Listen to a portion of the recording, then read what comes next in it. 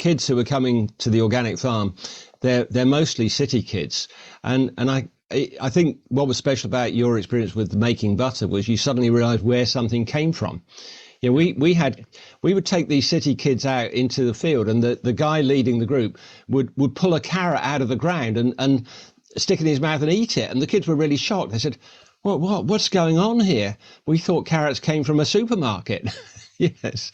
So it's that sense of joining things up and seeing where the roots of things are, I think, is really very healthy for kids and for adults indeed. Are you curious about discovering ways of making your life better?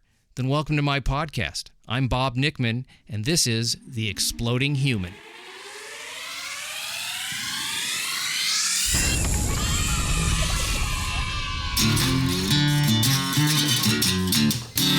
Listen in while I talk with all kinds of people in the fields of personal growth, health and healing, alternative therapies, psychology, spirituality, environment, and the future. I'm looking for those answers that make life better for everyone.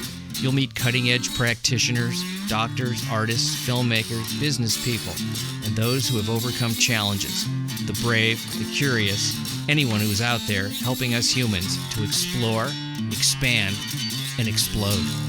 Hey, welcome to The Exploding Human. My name is Bob Nickman. My guest today is Alan Heeks. We journeyed to England to speak with him about the environment, climate change, and how he created an organic farm as an educational center. But first, I would like to invite you to visit my website, theexplodinghuman.com. Over there, you can listen to episodes, read synopses, see photos of my guests. There's also a little bio on myself. You can also listen on the YouTube channel, which is The Exploding Human with Bob Nickman. As I said, my guest today is Alan Heeks. We journeyed to the UK. Alan has a very interesting story. He was in the building materials business for many years and a very successful guy, and it became very unsatisfying to him to be in the corporate world. And he created a couple of nature-based learning centers. We're going to be talking about that. We're going to be talking about his work with the environment, climate change, organic farming, and the ways in which nature can make us happier. He has a new book out called Natural Happiness. I really enjoyed talking to Alan about all these things. He's a wonderful guy. So let's get into it. This is Mr. Alan Heeks. Alan, it's so great to meet you. I've been looking forward to this, and I always like my little journeys to the UK through this podcast. I get to meet people all over the world. As long as they speak English, I can talk to them. Well, it's really a delight to be on the program with you, Bob, so I'm looking forward to it. I want to start out with something that I was reading in your bio.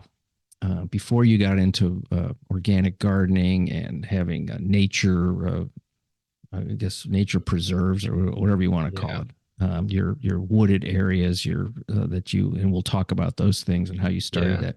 But you were in building materials, according to your bio. Yeah. And I'm always interested in that topic because I don't know if you got into natural building materials or maybe working with stuff that wasn't natural was a difficult thing. And it's, economically, I understand why we do those things, but aesthetically and health-wise, I find it disturbing. Let's put it that way.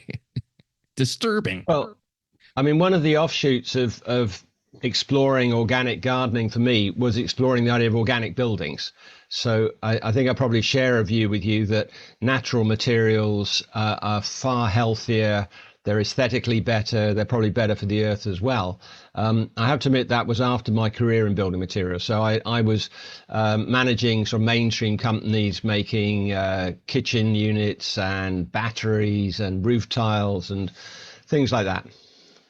Yeah, it's here's the thing, and I know we're going to talk about intuition a little bit when it comes to nature, but there's an intuitive feeling when you walk into a room that has natural materials. It's very different. It's a very different feel. I mean, think about when you walk into a room that is, there's wood and even old, plaster, which they almost never do anymore. And there's a different sound. There's a different vibration than think about walking into an office building with, drywall and fluorescent lights. It's almost an assault on the senses if you're not too desensitized. Let's put it that way. Well, one of the things I'm still very proud of about the organic farm that I set up was that we chose this farm partly because it had a courtyard of old disused farm buildings that would make a really great educational centre, and the work to create that centre was largely done by volunteers. You know, we had kind of teenage guys who dropped out of school and all of that kind of thing, but I developed a belief that there is something about the atmosphere of buildings that are partly built by volunteers. There's something about the love that's gone into the building. So it's not just what you're saying about the materials, but it's actually something about the quality of the labor and the way it's made. I think that kind of it also there's a community connection that goes into all that, which is you can't bottle that, you can't quantify it, you can't do any of that. Yes. It's just, but that's what happens. Sometimes when you go to a place, you can feel it. You can, well, certainly, walking into a barn that was built in the 1920s feels very different than a corrugated steel building. That's, so I think everybody kind of knows this, but, why aren't humans doing it more? And if it's just economic, then I understand it, but I'm not sure it's really worth the extra savings or profit in the long run, because going to me, this idea of going against nature or not being in harmony with, let's put it that way, not being in harmony with affects everything from health, physical health to mental health to spiritual health. Yeah, I agree. So you started this, some of these centers. Tell me how that happened. Like how did you transition from building material guy to nature guy? I mean, did you grow up with that, or no? It continues to surprise me. I think one way you can look at it is that maybe I've lived a life of first one extreme and then the other. For my first kind of 20 years of my adult career, I had quite a high flying, successful business career. I started out after college in marketing with Procter and Gamble. Then I lived in the States for 2 years and did an MBA at Harvard Business School, went back to the UK, but also managed a couple of businesses in the States. So I was well trained to kind of take control and make things happen. And I did it quite successfully for a long time. By the time I got to the age of 42, I was getting really disillusioned with the world of big business. I felt that it was superficial. I was beginning to recognize all the negative impact that it has on the planet and on the people who work in it. And I think one of the big features of my life is that the major decisions, the major changes haven't been a kind of logical analysis. It's more been like a kind of tidal wave that pushed me from behind into something really surprising. And so at the age of 42, I had this kind of really strong, well, you could call it a vision really, of creating an organic farm, not just as a good place to grow food, but as a place where young people could find their roots. I was really aware, partly because of the age that my kids were at the time, I was really aware of how really confusing it is for teenagers to make sense of the adult world these days. And I had this kind of intuitive feeling that one way through that was to get them in deeper contact with the earth. So that was the kind of idea of this non-profit that I set up. And we bought a 130-acre rundown farm in the southwest of England and converted it to a mixed organic farm with a dairy herd. We were growing cereals, vegetables, and doing a lot of good work with kids. So despite my ignorance, actually, I was able to gather good people around me. And I think the other thing about it, Bob, was that what I hadn't realized was what education was going to be for me. So the book, Natural Happiness, that I'm publishing now, all grows from my own kind of transformation in the organic farm, realizing how big the differences are between organic methods of cultivating and what you might call industrial or chemical methods of cultivating. Wow, that's a very ambitious, and obviously the drive to do something like that was not anything but I certainly wasn't driven by a profit or a big success in terms of, the world praising you or anything like that. It was literally, I've got to do this. But I think one of the things I can see looking back is that I think I've turned my kind of business skills to good use. It's like these days I feel a little embarrassed about spending 4 years of my life marketing detergents, but actually the kind of marketing process is one that I've used for kind of environmental education projects, in later life. Well, it certainly is equally, if not more important, to educate people in this area, because it's we're going to have to figure out a way to switch things around if we're going to sustain the planet. I don't know. Sometimes I'm hopeful, and sometimes I'm the opposite of hopeful. Yeah. But people like you are certainly very important to keeping things going. When you were saying like that you had teenagers who were trying to make sense of the world, I was thinking, well, how could they? It doesn't make sense. It really doesn't. The way it really doesn't. I think, but I mean, what's great is that amazing. This organic farm is still going strong. It's still doing the kind of thing I set it up to do many years later, and it's still working with kids and with teenagers. And you're right. There are no answers, but I think what you can do is give young people a sense of connecting with roots, a sense of integrity, a sense of the values that matter. And we can't change the whole system, but you can at least change little pockets of the situation. Yeah, if you can, if you can resonate with with where we come from and what we are. Yes. Yeah. And I'm thinking about, I went to school a long time ago, and there was more connection with this stuff. I think there's probably less now, but one of my strongest memories when I was in the second grade, and God bless this teacher, she was a sweetheart. She brought in a little, it was like a butter churn or something, and we put cream in this thing, and we sang a song, and we put it around in a circle, and everybody shook this thing till we made butter. Amazing. And I'm telling you, that was 62 years ago. Yeah. And I remember that day. I remember it. I can feel it when I think about the kids sitting in the circle and this woman who was so kind. Yeah. And now I don't think my kids ever had an opportunity to do something like that. But okay, so yes, okay, we made butter. You can buy butter in the store. But this experience has stuck with me for 62 years. I don't know why. Other than that, it must be of great significance to be connected with something that is, old and real. Yeah. Well, I mean, we had this all the time because the kids who were coming to the organic farm, they're mostly city kids. And I think what was special about your experience with making butter was you suddenly realized where something came from.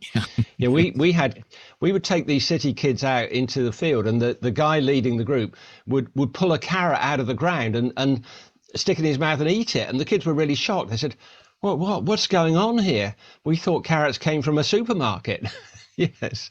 So it's that sense of joining things up and seeing where the roots of things are, I think, is really very healthy for kids and for adults, indeed. And I hope that people can at least find a way to do something, even if you live in a city. What can people do? Let's talk about that, because, okay, let's say you live in a city and there isn't a whole lot of, you don't walk out your door into a field or a forest. You walk out onto concrete.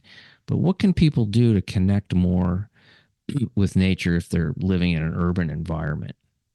Well, I mean, this is something I explore in the book, Natural Happiness.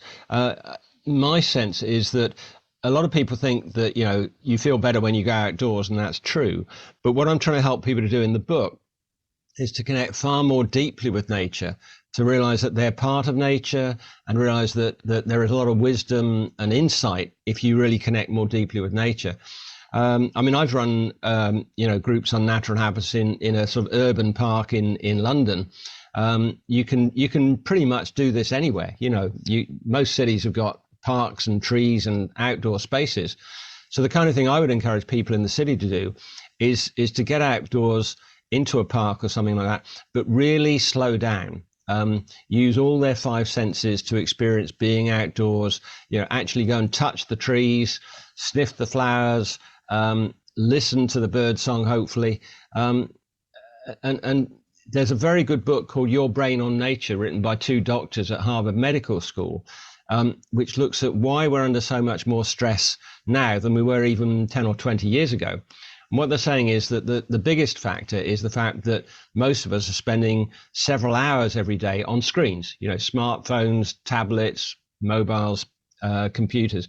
And it makes it very hard for us to relax, and that our attention span gets very short. So we're hopping from one little bit of information to another.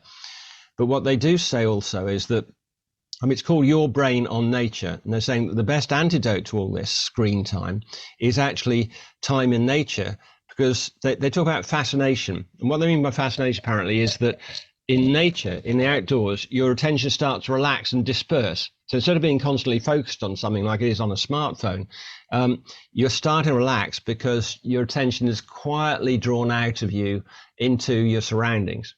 And I think you can do that, in a city park or on an organic farm. Yeah, you can. It's an amazing feeling to go outside and get into nature time, as opposed to this manufactured idea of time that we have. Yeah, it does move differently, and it. Yeah. I think for some people, probably at first, it's a little disturbing to have to sit alone with your own thoughts, and two, to slow down. It's if you're so used to being agitated and amped up by all this stuff you're talking about, it can be at first kind of difficult.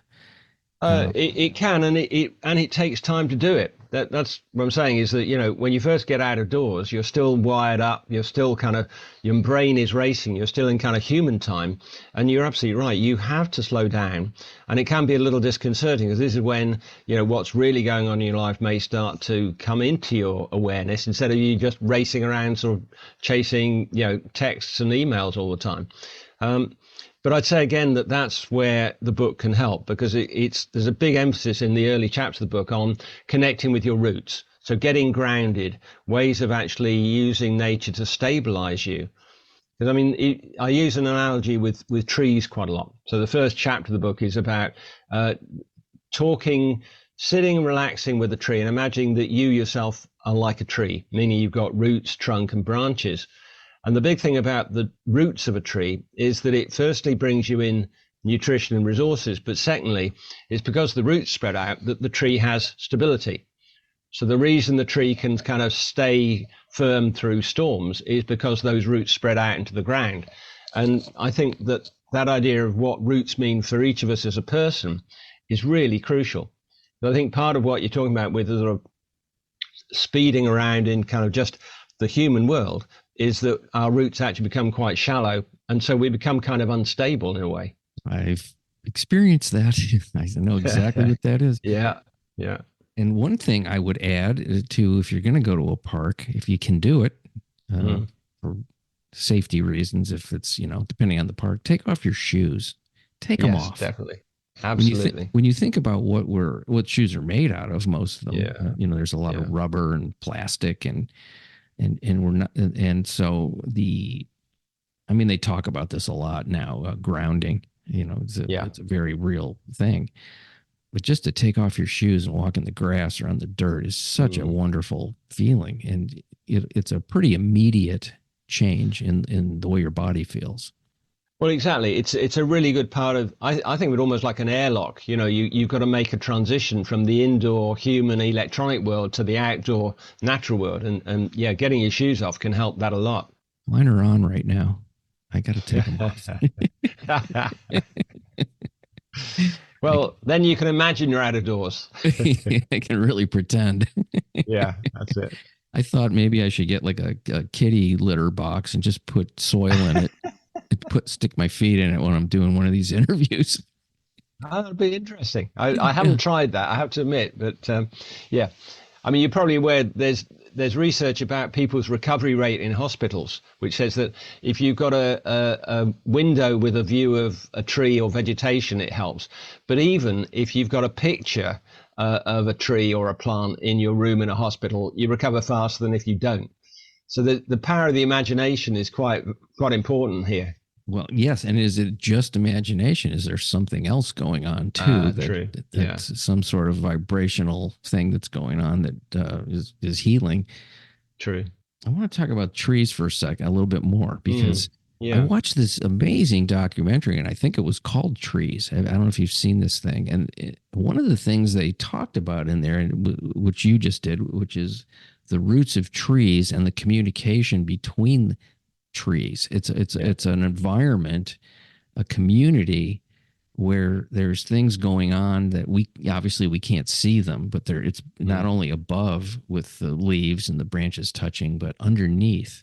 And it's a whole system. And it's almost like if one of them is cut down or injured, the other ones know it.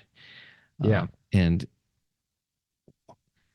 also the idea of roots becoming strong through adversity also too. Like yes. I'm not saying it has to be huge adversity, but wind and rain and storms, those things are actually really why trees get stronger. Well, exactly. I think this is a great learning point for humans that, when a tree is under stress, it deepens its roots. And by deepening its roots, like you said, it's more stable. But also if it's dealing with, a drought period, then if it reaches down lower, then the roots start to pick up moisture. And I think that idea that when we're under stress as humans, we need to figure out what our roots represent and deepen them is a beautiful idea. Yeah, it really is. I heard you talking about, I watched a podcast that you were on or a video or something. And it was, you were talking about that of being very judicious about when and how much you actually need to water something. Yes, that's right. And I thought that was, I never thought of it that way. I just assumed, I mean, if the plant's looking like it's going to die, you probably do want to water it. That would be a good idea. Yeah. So I also just want to pick up on what you said about communities, because you're right. I mean, there's a whole chapter in the Natural Happiness book about what we can learn from communities in ecosystems, about human communities. And you're right. I mean, it's incredible that a tree that is being damaged will be supported through the roots by other trees. So that idea of mutual support, or what's called symbiosis in ecosystems, the idea that each part helps the others out, I think is a really powerful idea. And there are a lot of other elements in ecosystem communities that we could learn from around people. I think the inclusion of different elements and outliers in an ecosystem is something that human groups can learn about as well, I think. Oh, talk about that a little bit more. When you say outliers, what does that mean? Well, so one of my favorite parts of the organic certification system, I think this would be true in the States as well as in the UK, is that for a farm, you have to leave part of the edges of your field uncultivated, and these are called the wild margins. And I love this term, wild margins. That's what I was meaning by outliers. So the point of leaving part of the land as wild margins is that in those areas you get wildflowers, wild grasses, wild plants growing, and that also attracts a lot more diverse insects. And what you then expect is that if there's a problem in the crop you're trying to grow in the main part of the field, the antidote to your problem comes from the wild margins. And I think that this is actually very true for human society as well. Human groups tend to kind of converge on one standardized form of thinking. And when that group hits a problem, very often the answer doesn't come from the main part of the group. It comes from what I'm calling the wild margins. It comes from the mavericks, the cranky people who aren't easy to get along with, but they see things differently. And when you're in a hole, you actually need somebody who can see things differently and can sort of draw you into a different direction. Exactly, which brings me to this idea of artists and musicians and painters and people that are considered, out of the quote mainstream. Yes, and the value that brings to whole societies. I'm a huge fan of those people. Those are my people. Yeah, absolutely. Well, I'd say they're the wild margins, aren't they? Yeah, I never looked at it like that in terms of Well, I have looked in terms of the health of this society, Yeah. but a lot of times those people, if we're going to talk about communities, those people are not only they are on the margins and they're marginalized, and they're Yeah. considered less valid. Mm. Yeah. And you might want to look at there was quite a movement. There was a lot of talk about defunding art programs. And riding herd over the types of artists that were funded, and being very, it's impractical to waste money on those people. And that was a very popular kind of a movement that was going on. I haven't heard much about it lately, but I do know that artists have really taken a lot of hits when they push the envelope. Yes. Well, exactly. I mean, they're a more visible part of the wild margin because they're pushing against the kind of the status quo and the mainstream very often, aren't they? Yes. One of the topics that you are very, that you embrace a lot is climate change. And certainly it's a big worldwide topic. There's a lot of, there's a lot of fear around it. There's a lot of misinformation. Let's talk about climate change and what you see is going on, and what are some of the positive things that we're doing as a planet, and what are some of the things that we really need to continue to look out for. Well, I mean, I'm in the same position as you. I think you said something like you alternate between sort of feeling hopeful and feeling despairing. I do too, and I think a lot of people do, because there's good cause for hope and there's good cause for despair as well. On the hopeful side, I mean, I've been involved in organic farming in one way or another for well over 20 years. And one of the exciting things in the last few years has been this idea of regenerative agriculture. And it surprised me, but you get kind of fashions and trends in agriculture, just as you do in clothing, believe it or not. So, there's a lot of spin around ideas like regenerative agriculture. But I've been to visit 2 or 3 regenerative farms in the UK to see what they're really doing. And I think there are some ideas there that humans can learn from that will help all of us with the climate crisis. So one of the ideas I really like in regenerative farms, what they talk about is reducing intensity. What they mean by that is that they're using the land less intensely. So they're trying to grow a lower tonnage of crops per acre, or they're having fewer livestock. And the benefit of that is that it means that the farm can basically survive on its own resources. It doesn't have to buy in soya feed for the animals from Brazil. It doesn't have to kind of import a whole lot of feed stuff. It becomes self-sufficient. But that idea that as humans, we reduce the intensity of the demands we make. It's like the Buddhists talk about voluntary simplicity. That idea that we actually reduce the intensity of our resource use, I think, is quite an important idea for humans as well. I think one of the other things I feel hopeful and worried about is I think that there's quite a lot of research that suggests that you get more productive output per acre from relatively small farms that are quite labor intensive and which are using organic methods. Now, this is fiercely disputed by the big industrial farms, but when you look at the output of the industrial farms and you look at the way it's unsustainable, because it's depleting the earth, it's polluting the earth with all the chemicals they use, it's much more susceptible to diseases, it's got less nutritional value. I think my hope is that I see a lot of growth in the States as well as in the UK and elsewhere in small labor intensive organic methods of production, and it's bringing people back onto the land. I think all countries have lost a lot of the people who used to work on the land. They've been driven to the cities, but it's starting to reverse back. Clearly there's a lot of issues here because there's a dominant sort of agricultural sector, which is frankly industrial. It's big scale. You look at the sort of meat packers or the grain producers, they're on a huge scale, and there are a lot of vested interests in agriculture just as there are in fossil fuels.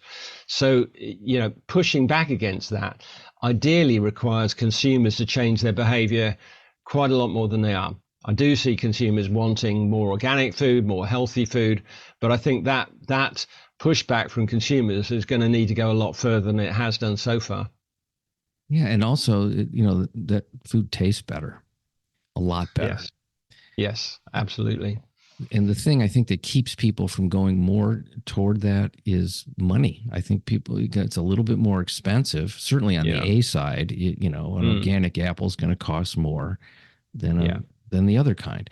And however, the B side, which is your health, and those costs, and your mental health, and your what your feeling of well-being, what is that worth, and what can you actually give up that you don't really need, that doesn't benefit you, to make up for that difference in cost? It really is about priorities of what's important to you. Do you actually have to have a new iPad every year? Well, it fits with this whole theme of reducing the intensity of resources we use. So if we could buy less technology, we could invest more in healthy food. I think the way you're putting it is absolutely right. It is, see it as an investment in your health and well-being, and actually also in the health and well-being of the planet. And you can start to say, all right, yes, I'm paying more, but I'm actually paying more to get something back and to give something as well. Well, I think we agree on almost everything, which is always it's comforting. We can preach to the choir here. Which we need to let people know that there's a lot of us that think this way. I think it's it gives permission to be different and go against the grain of the norm, which is actually not normal. The norm is abnormal to me. I find it very strange to construct a lifestyle that goes against my nature. Well, it may be worth saying that I have a kind of hidden agenda or two in the book, which I'll share with you. Okay, great. I've been sort of working a lot in climate change projects for quite a long time. And one of the things that's really frustrating is that the opinion polls show that like 90% of people agree there is a crisis. But actually, when you look at the number of people who are willing to do anything about it or change their behavior, it's really quite small. So it's clear that there's probably 80% of the population are just in overwhelm and denial about the climate crisis. What I'm aiming to do with this book is, in a way, it's a self-help book for people who don't like self-help books. So it's kind of, the aim is that it draws you in gently, because it's about gardening, for goodness sake. It's about, how you can use things like composting to kind of look after your stress levels. What's the harm in that? So the early chapters of Natural Happiness are really about how you look after yourself and how you use gardening approaches like composting or mulching or crop rotation to look after your own well-being. And my hope is that that gives people a bit of confidence in me as a writer. They begin to trust the approaches in the book, and then it gets into the more tricky things later in the book. So one of the later chapters is called Growing Through Climate Change, and my hope is that even for people who are just in denial and putting their heads in the sand around the climate crisis, will be drawn into looking at it because they've had a kind of gentle ride and they're beginning to learn about how they can look after themselves using gardening methods. And then it's about how you can look after the planet using gardening methods later in the book. Yeah, I mean, even a small shift of, I'm going to just say, I'll pick a number, 20% effort. Doesn't have to be 100%. That's a huge shift when you think about the billions of people that there are in the world. That's a big, big savings of natural resources and all that. What I'm actually incredibly worried about when I really think about it is water. It is the building block for all this stuff, water resources, and how do we keep those or prevent them from getting worse? You're right. It's a massive issue, and there are quite a lot of forecasts that say that increasingly wars are going to be fought over water, not over food even. And my belief is that we can use water way more effectively than we do. And this is, if we go back to the benefits of small-scale, labor-intensive cultivation of land and food rather than big-scale industrial, the big-scale industrial uses water incredibly wastefully because it takes labor to actually, pinpoint where you put the water. So, you can actually use a lot less water if you have the labor to conserve it, if that makes sense. I think the other thing is that I think we're probably getting towards the point where we're going to need to tax the use of water because it is such a scarce resource. And you're probably aware that the amounts of water that are used in industrial processes are absolutely mind-blowing. Thousands of gallons of water to produce, one ton of something in the sort of chemical and plastics world. So I think we're back to reducing the intensity of resources and stuff in order to reduce the use of water as well. And it's gotten expensive. I mean, my water bill is my biggest, is probably my biggest bill here. They include other things with it. But they actually have a fee on my bill, which is a sewage fee. So for every gallon you use, you're charged disposal fees for it going down the drain, whether it does or not. Yeah. You water your garden with it, you're still going to get you're going to be charged for the water and the disposal of the water. Yeah. I don't know how. Yeah, I guess there's no way to determine where it goes. So, and it's a big cost, at least here in Los Angeles, because there has been shortages. Now, if you go to other parts of the country where it rains a lot, it's not even a big issue yet. Yeah. But I'm thinking about water cleanliness too, and drinking water. I have a filter that I use, a filtration system. I wish I didn't have to. I really wish I didn't have to. I think it's very hard to find a way around that. I mean, clearly one of the other ways that you can conserve water is by reusing it more often, but that's not a great prospect in terms of what you're going to be drinking that comes out of the tap, is it? No, I just, and it doesn't taste right when it comes. And I don't know I don't know. I don't really spend time reading the city reports on what's in the water and all that, but there's a lot of stuff. Probably wouldn't want to know. No. Yeah. I was actually very intrigued with when you talked about teenagers working on this farm, and a lot of them were dropouts from school. Yeah. Can you talk about maybe some of the positive aspects to them doing that? What kind of changes did you see in some of these kids? And did any of them go on to become involved in this world where they, like, it took in a way that this became a calling for some of them? Yeah. Well, one of my favorite examples was quite early on. We were about 10 miles from a town that had quite a sort of rough reputation. It was quite a sort of economically down sort of town. And we started to bring a bunch of 14 and 15-year-old boys from the high school out to the farm one afternoon a week.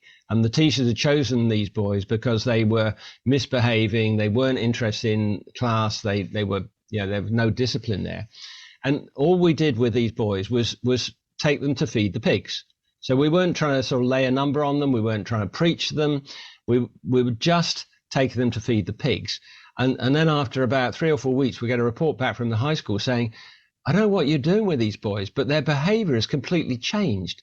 Now, I can't tell you, because we didn't sort of interview the boys. It didn't seem right to kind of put them on the spot and say, well, what's happened here? But my impression was that what happened was that we treated them with respect, like real people who could do a useful job. And so that typically what I find is that the kids who are struggling in school are the ones who don't do well with academic theoretical subjects, and I find it outrageous that most school is designed for people like that who are quite bright academically, and makes the ones who aren't bright academically feel like they're failures. And I think that's what these boys felt like.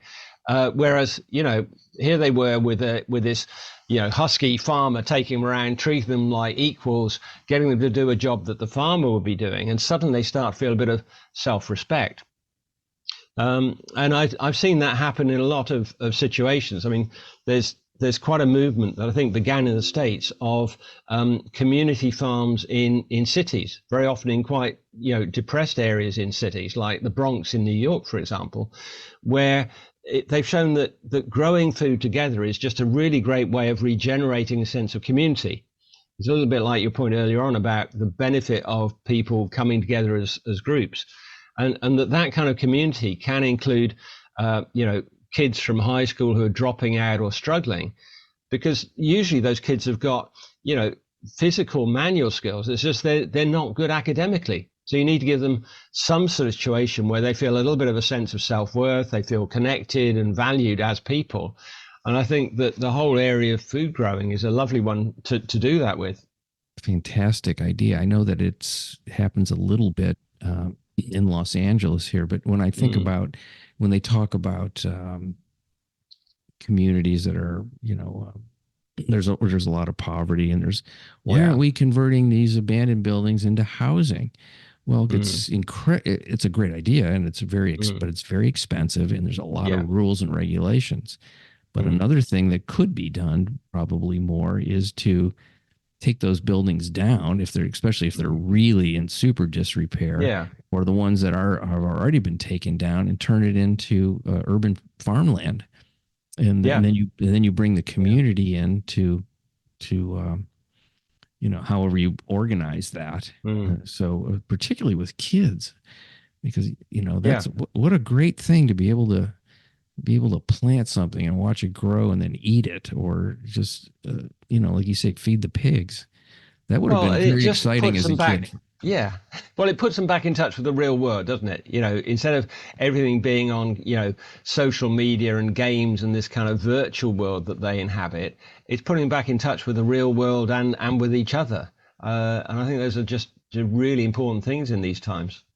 Yeah. And, there are people doing some of that. So like you said, in New York, but there's also some going on out here in Los Angeles, which I think is great. It's probably not enough. And what if that was part of a school's curriculum? Let's go with the educational system, like you were talking about, this information stuffing, and it's really about some of it's critical thinking, but a lot of it is just memorizing. And you just bang this information in. No, I get very frustrated by that. I mean, if you think about the kind of world that these kids are going to be inhabiting in another 10 or 20 years, they need a completely different set of skills than what they're learning in school. They don't need to learn facts about history, and they probably don't need to learn very much maths or physics. For a start, they need skills to relate with each other. And the evidence that I see is that actually kids are becoming more self-centered because they're spending a lot of their time on smartphones. They don't actually engage with each other face to face. So I think there's a whole big issue about interpersonal skills, and there's a whole load of issues about practical skills, like, fixing a tap, growing your own food, things that are really basic that I think are going to become more necessary in the next kind of 10 or 20 years. So I would love to see the education system completely overhauled. But the benefit of these community gardens and the organic farm that I set up is at least it's a little bit of an oasis. If the mainstream education system is a bit of a desert, you can at least give these kids a kind of watering hole where they get a fix of something that really going to help them. There's that academic intelligence, but there's all kinds of other type of intelligence that almost isn't even talked about. There's the skill. There's an intuitive, interpersonal skill type of intelligence, and there's so many other ways that we move through the world, nonverbal even. That is when that's cultivated, it what makes for a better planet? That's really the question. Is it the fact that one guy knows all this math, and we kind of teach to the Industrial Revolution. Yeah, absolutely. Yeah. No, I mean, I'm a great believer in emotional intelligence. I think you could also talk about social intelligence, which something worries me a lot with today's kids, is that they don't have a lot of interpersonal skills. When my kids were little, this is just something we decided to do. We taught them how to shake hands. We gave them a couple lessons, like, this is what you do. This is the amount of pressure you put in. You look the person in the eye, and here's what you say. This is going to take you really far in life if you can do this. Lovely. And your kids are so polite. Well, we trained them. You really did. That's a great idea. Of course, eventually they all turn on you, but what are you going to do about that? That's called teenage. They'll come out of it. Yeah. Yeah, they come out of it. They'll get over it. So the book is, let's talk about the book and where people can get it, and all that, and how they can contact you if they want to. So the book is called Natural Happiness, and the subtitle is Use Organic Gardening Skills to Cultivate Yourself. And you can get it as a paperback or an ebook or in a Kindle edition. And you can get it, of course, from Amazon. You can get it from any kind of local bookseller. You can get it from various online outlets. Also, we're saying that I have a website called naturalhappiness.net. And the website has got quite a lot of resources. It's got some videos of some of the self-help exercises. And it's also got a contact form. So if any of your listeners would like to contact me, then if they go onto naturalhappiness.net, they can get the information about buying the book, but then also see more information about the book for themselves at the website. Oh, great. And there's some videos that they can watch. Yeah, there are. If you don't feel like reading, watch a video. But reading's exactly. A good thing, I think, folks. You might want to read. Well, I have to admit, I've had very good, this is my fourth book, and I've had good feedback for the quality of my writing. So I think it's easy to read, it's simple language. And I think the fact that it's using kind of parallels with gardening, it's not like an ordinary self-help book. You know, it's about real things like seeds and roots and fruits, which all of us can relate to. Yes. So, folks, Mr. Heeks has been a wonderful guest. I'm so happy that you were able to find the time to talk to me and to talk about nature, which is what we're all part of, whether we like it or not. Yeah. That's where we're from. That's who we are. So take a walk today, go outside, take off your shoes, and eat something organic. See if that changes how you feel. A very good summary. Been a pleasure talking to you, Bob. Thank you very much. You too. You have a fantastic day. I really appreciate your time.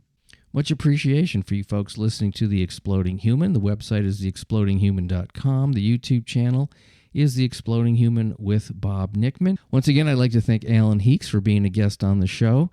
Please check him out at naturalhappiness.net, and you can find out more about the book and more about Alan there.